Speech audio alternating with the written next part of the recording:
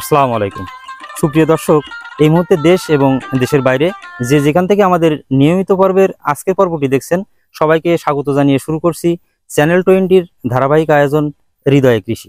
দর্শক, আজকে আমরা আসছি যশোর জেলার মনিরামপুর উপজেলার শ্যামকুড় ইউনিয়নের মজগনি গ্রামে।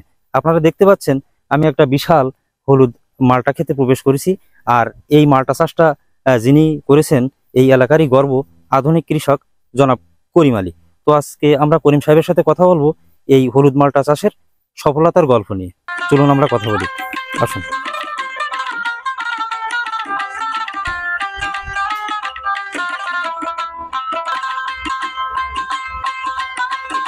আসসালামু আলাইকুম। ওয়ালাইকুম আসসালাম।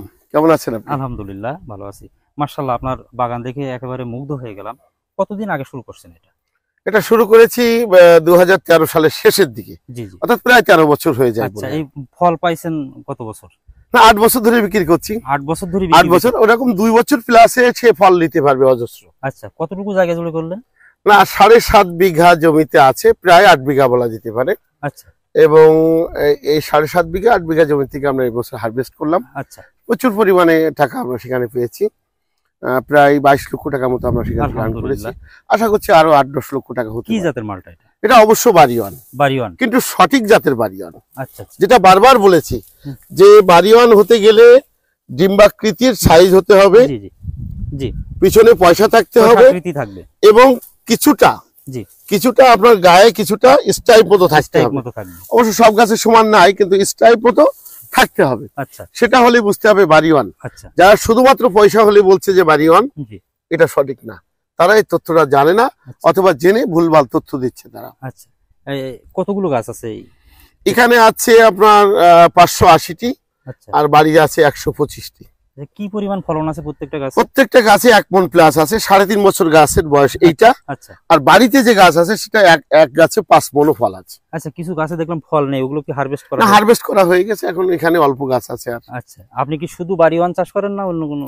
না, বাড়িওয়ান চাষ করি। আমরা নতুন করে ডেনমার্ক শুরু করেছি 3.5 বছর বয়স। আচ্ছা, এর পরিচর্যাটা কি? এটা তো বিদেশি ফল। বিদেশি ফল, পরিচর্যা খুব সহজ।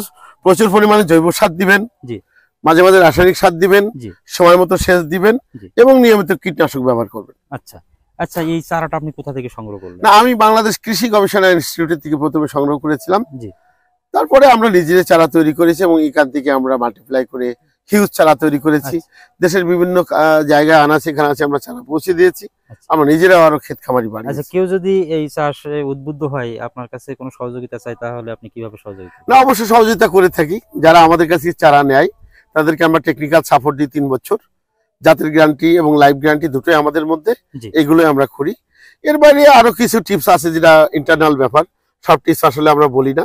যখন আপনার সাথে আমার ব্যবসায়িক মানে হবে, ডিল হবে, তখনই কেবল আমাদের ভিতরের খবরগুলো আপনাকে দিব, তার আগে দিব। আচ্ছা, এই বাড়িওয়ান বিদেশি মালটার সম্ভাবনা কতটুকু? না, বাড়িওয়ান বিদেশি মালটা না, এটা বাংলাদেশ এগ্রিকালচার রিসার্চ ইনস্টিটিউট বাড়ি, যেটা জি জি জি এখান থেকে তৈরিকৃত এটা জাত।